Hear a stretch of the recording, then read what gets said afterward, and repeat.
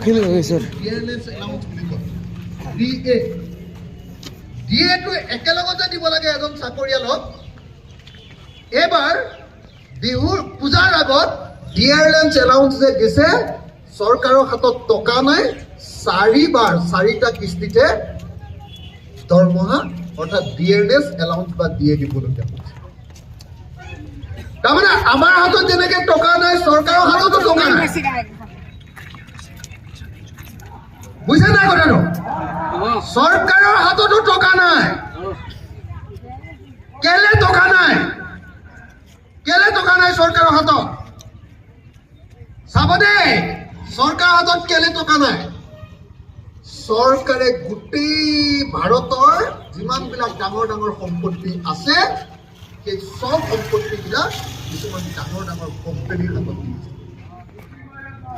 সব বিক্ৰী কৰি